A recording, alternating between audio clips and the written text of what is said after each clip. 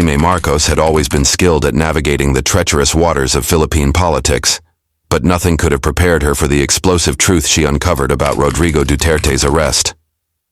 As she led the second Senate hearing, the investigation quickly unraveled a conspiracy so vast it implicated not only the former president, but also a high-ranking senator seated in the very room. With power brokers, international forces, and betrayal around every corner, Imee found herself at the heart of a political storm that could either make or break her. Would she expose the dark secrets and bring down her own allies?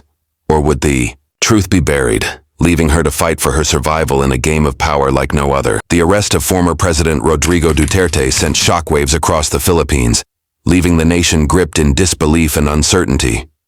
Duterte, once celebrated for his tough stance on crime and drug violence, was now facing charges of corruption, abuse of power, and violations of human rights. The once untouchable figure, whose administration had been marked by strongman tactics, found himself at the center of a political storm. His arrest, captured on live television, was a moment that would go down in history, not just for its shock value, but for the rippling effects it would have on the entire nation. Imee Marcos, the daughter of former dictator Ferdinand Marcos, was unexpectedly thrust into the spotlight when she was chosen to lead the second Senate hearing into Duterte's arrest. Known for her political savvy and sharp intellect, Imee was no stranger to the intricacies of Filipino politics. However, the situation she now faced was unlike anything she had encountered before. With the eyes of the country upon her, she stood at the helm of a potentially explosive investigation that could either secure her place as a political power player or destroy her career entirely. As the investigation began, the complexity of the situation quickly became apparent. The arrest of Duterte was not just about a single man, but the intricate web of power, corruption, and betrayal that surrounded him. At the heart of the hearing, questions began to emerge. Who orchestrated Duterte's downfall? What was the real motive behind his arrest? Was this truly an attempt to hold him accountable? Or was it part of a larger political maneuver by his enemies? Imee's role as the leader of the inquiry would soon prove to be far more complicated than anyone could have imagined. The stakes were higher than ever, and with each new piece of testimony, the investigation delved deeper into a dark and dangerous world of political intrigue. The second Senate hearing began under tense and volatile circumstances. As cameras flashed and reporters crowded the chamber, Senator Imee Marcos opened the proceedings with a poised yet deliberate tone.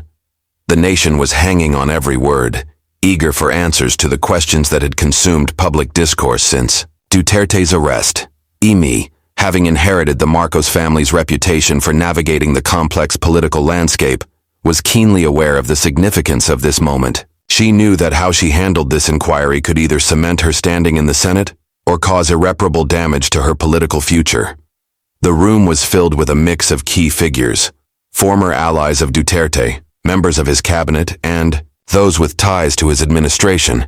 Each was summoned to testify, but the atmosphere was far from cooperative. The former president's supporters made their presence known, while those against him seemed equally determined to expose the truths they believed would bring down his regime. As Imee skillfully steered the investigation, a pattern began to emerge, something deeper than simple political discontent.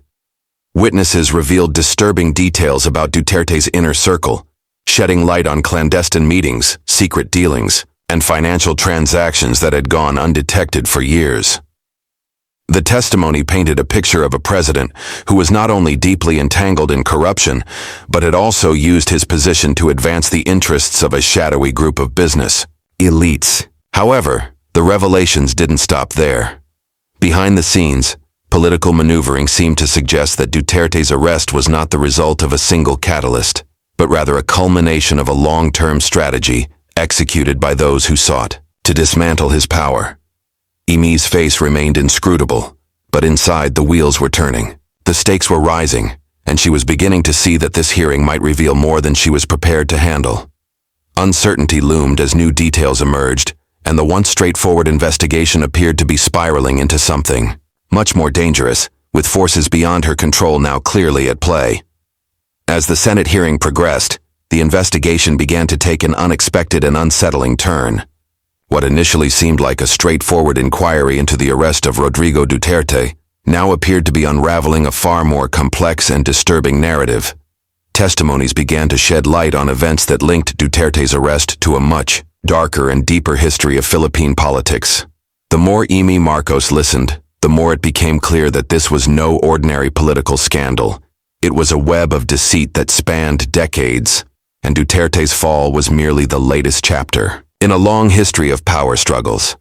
One of the most shocking revelations came from a former member of Duterte's inner circle. This individual, once a trusted confidant, spoke of secret meetings held in the dead of night, where the president's closest allies would discuss plans to maintain control over the nation's key institutions.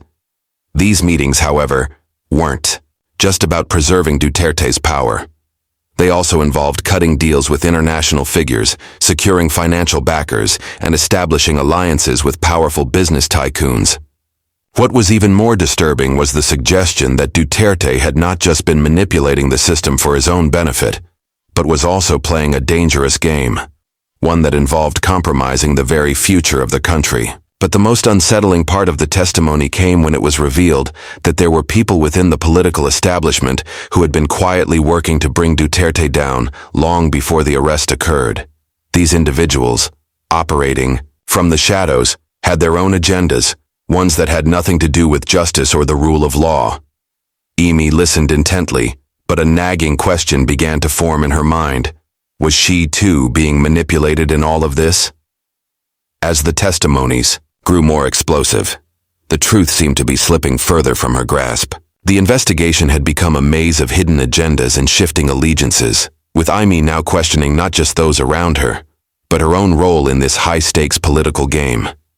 The investigation took an unexpected twist when a new piece of evidence was introduced, a dossier anonymous but meticulously detailed, containing documents that would change everything. It arrived in the middle of a session, passed secretly from one aide to another, and quickly made its way into Imee Marcos's hands. As she leafed through the pages, her eyes widened in disbelief. The dossier contained encrypted communications, financial records, and names of individuals linked to both Duterte and figures from outside the country, all pointing toward a conspiracy far more intricate than anyone had imagined. The truth was now far beyond a simple case of corruption. It was a global web of influence, manipulation, and power that stretched across borders. Imee called for a brief recess, and in the quiet moments that followed, she gathered her closest advisors. There was no mistaking it. The documents painted a damning picture, not only implicating Duterte but also suggesting that the forces behind his downfall were orchestrating a much larger political play. The names mentioned in the dossier were of individuals long rumored to be behind the scenes of the nation's politics. Business magnates with international connections, former military officers, and even influential figures in foreign governments. The implications were staggering. The more Imee reviewed the information, the clearer it became. Duterte's arrest wasn't an isolated event, nor was it purely driven by domestic politics. There were outside forces at work, pulling strings from afar, ensuring that his downfall was inevitable. The hidden alliances between powerful business interests and foreign entities were not just the backdrop, they were the driving force behind the scenes. When the Senate hearing resumed, Imee wasted no time in confronting the witnesses with the contents of the dossier. As she laid out the evidence, the room fell into stunned silence. Every new revelation made the stakes higher. It was clear now that Duterte's arrest was not just about political enemies within the Philippines. It was part of a carefully orchestrated plan to reshape the country's future. But as the hearing went on, Imee couldn't shake the feeling that she too was being drawn deeper into this web. The question was no longer just about who was behind the arrest. It was about what they wanted and how far they were willing to go to get it. The dossier revealed secrets that sent shockwaves through the investigation, but it also introduced an unsettling new element, an anonymous informant. The documents, although damning, had been delivered without a trace of the source's identity, and Imee couldn't ignore the possibility that someone was playing a dangerous game behind the scenes, manipulating the investigation for their own purpose. The information was explosive, implicating key members of Duterte's inner circle, But it was also clear that the documents were part of a larger plan to expose a web of corruption stretching far beyond just one administration. As the Senate hearing moved forward, Imee found herself questioning the motives of every witness who came before her. The dossier seemed to confirm the suspicions of many. Duterte's arrest was not the result of a single isolated act of justice, but the culmination of a long game of power and manipulation. But who was truly pulling the strings? The more Imee dug into the dossier, the more it became apparent that the conspiracy involved individuals with connections both within the Philippines and beyond. There were names she had never expected to see: politicians from rival parties, business tycoons with international clout, even foreign diplomats whose interests in the Philippines were largely hidden from public view. At the next hearing, Imee made a bold move. She brought up the dossier, laying it out for the committee in front of cameras, exposing what had been uncovered thus far. The room was filled with gasps as the documents revealed ties to illicit business deals, money laundering, and backdoor negotiations with foreign governments. Some senators, once allies of Duterte, began to show visible discomfort as the weight of the revelations sank in. But there was still one crucial element missing: the identity of the informant. Imee knew that without the person who had provided the documents, they were nothing more than pieces of a puzzle, pieces that had yet to be put together. As the hearing progressed, the pressure on Imee mounted and the political stakes grew even higher. With every passing moment, the true depth of the conspiracy became clearer, and the sense of urgency intensified. The question of who could be trusted and who was betraying whom hung in the air like an unspoken truth, growing more pressing with each new twist. As the Senate hearing continued, the investigation into Rodrigo Duterte's arrest was taking an increasingly personal turn for Imee Marcos. What had started as a high-stakes political inquiry now seemed to be unraveling her carefully constructed alliances, exposing hidden fractures within her own circle. The first blow came when one of Imee's closest allies in the Senate, Senator Alfonso Vargas, suddenly became the focus of suspicion. Vargas, who had been a long-time supporter of Imee's political ambitions, was quietly implicated in the same web of corruption that the investigation was trying to uncover. His name appeared in one of the newly revealed documents, connected to shady financial deals during Duterte's term in office. Imee had always trusted Vargas, seeing him as a partner in the struggle to reclaim the Marcos family's political influence. Now, as the dossier and testimonies began to implicate him, Imee was forced to face a painful reality. Betrayal had come from within her own ranks. Vargas had been positioning himself as an ally of Duterte in the latter years of the administration, but it seemed that his loyalties were not as solid as Imee had believed. There were whispers of backroom deals and power plays that had gone unnoticed, and the truth was now coming to light in a way that threatened to topple everything Imee had been working toward. The discovery rocked Imee to her core. She had spent years navigating the treacherous waters of Philippine politics, knowing that loyalty was often as fleeting as power itself. But to have someone so close to her turn out to be entangled in the same network of corruption was a betrayal of a different magnitude. It wasn't just the loss of an ally. It was the realization that she could no longer trust anyone. Every connection, every alliance, was now under scrutiny. As the pressure mounted, Imee had to decide whether to distance herself from Vargas or continue to protect him, all while maintaining the delicate balance of power that had brought her to this point. Her next move would define not only her future, but the future of the investigation itself. The game had changed, and Imee had to decide if she was still playing by the same rules. The investigation took a stunning turn when new evidence surfaced, pointing to international involvement in Duterte's arrest, escalating the stakes to an unprecedented level. As Imee Marcos sifted through the latest batch of documents, one piece stood out above the rest: communications between foreign diplomats and high-ranking officials within Duterte's government. These encrypted messages suggested that the arrest of Duterte was not solely a domestic political move, but part of a larger coordinated effort by international powers. The connection between foreign intelligence agencies and members of Duterte's administration became increasingly clear, implying that his downfall had been engineered, at least in part, by outside forces with their own agenda. Imee knew the implications of this discovery were profound. The arrest, originally framed as a national issue, was now a geopolitical one. Foreign countries with vested interests in the Philippines appeared to have played a role in orchestrating the political upheaval. The documents pointed to several Western nations, as well as some from the region, who had been quietly working behind the scenes to destabilize Duterte's government. It seemed that Duterte's contentious foreign policies, his increasingly defiant stance against the United States, and his pivot toward China had made him a target for those who sought to regain influence in the Philippines. As Imee led the Senate hearing, she found herself on the edge of a complex web of diplomacy. She had to tread carefully, knowing that implicating foreign powers in the investigation could spark diplomatic crises and perhaps even put her own political future in jeopardy. The questions she faced were no longer just about Duterte's corruption or his human rights violations. They now involved the very sovereignty of the Philippines and its place in the global order. With the pressure building, Imee sought the counsel of trusted advisors, weighing the potential fallout of exposing these international ties. The balance of power was shifting, and the investigation had morphed from a national inquiry into a full-blown international scandal. The deeper Imee dug, the more she realized that the forces aligned against Duterte were not just political opponents within the country, but a coalition of global players with a shared interest in the Philippines' future. The stakes had never been higher, and Imee knew that revealing these connections could change everything.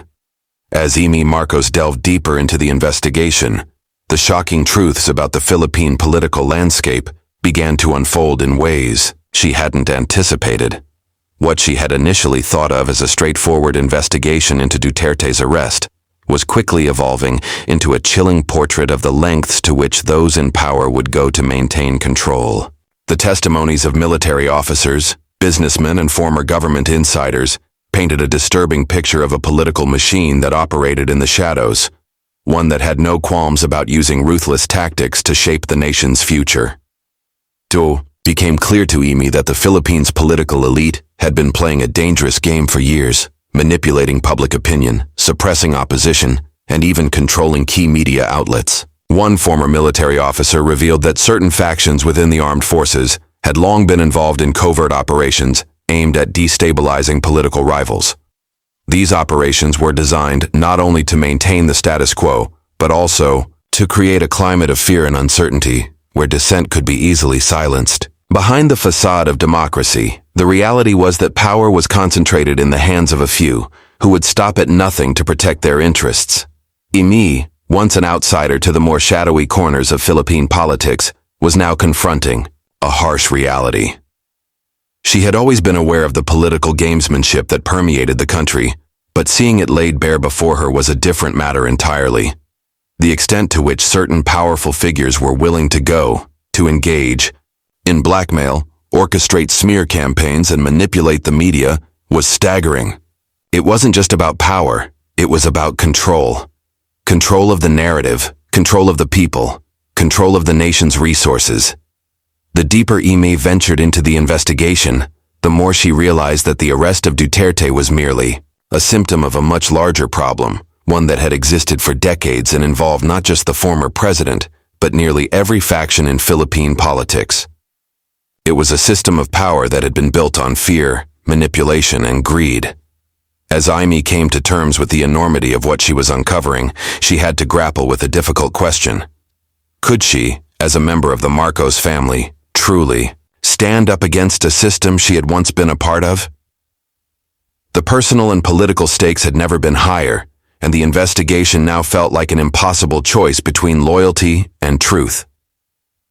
As the investigation reached its final stages, the tension in the Senate chamber was palpable. The air was thick with anticipation as the last and most crucial witness was about to testify, someone with intimate knowledge of Duterte's dealings and the forces behind his arrest.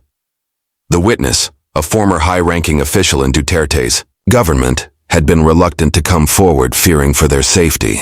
But now, under oath and compelled by the weight of the truth, they agreed to share what they knew. The room fell silent as the witness began to speak. The testimony was nothing short of explosive. The witness revealed a web of political maneuvering that had been carefully orchestrated by a coalition of powerful figures, both within and outside the Philippines. These individuals, it seemed, had been working together for years, planning the fall of Duterte long before his arrest. The plot had begun under the guise of justice, but it quickly became clear that the true motive was far more calculated.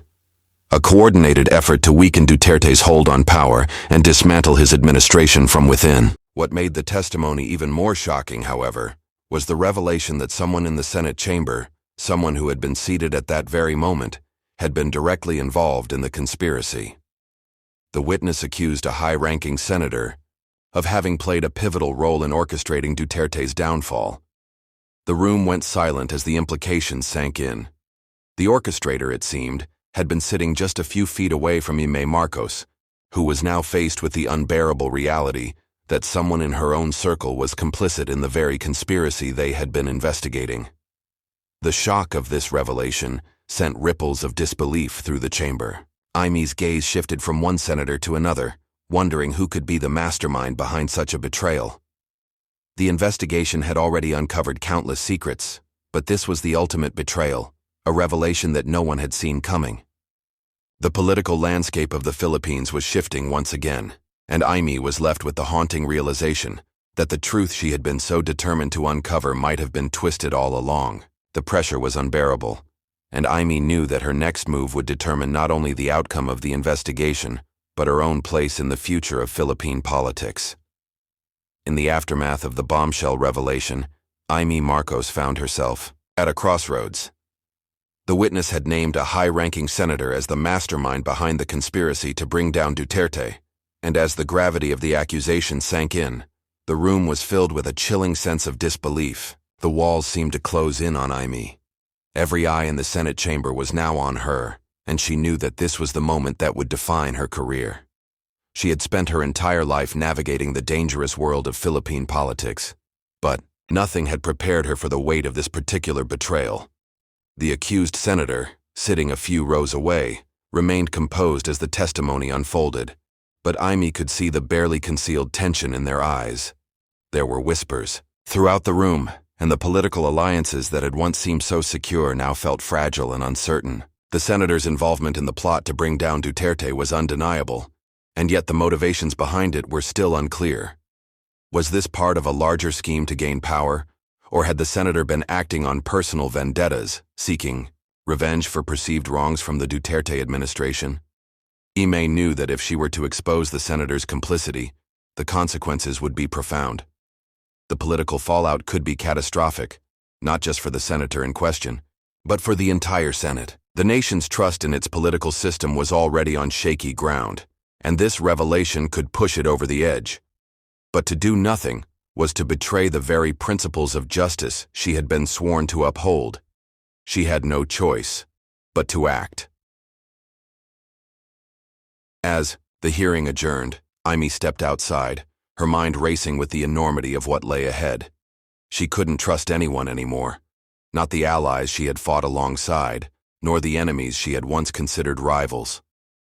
The investigation had revealed that the political system was far more corrupt and dangerous than she could have ever imagined, and now she was faced with a decision that would change everything.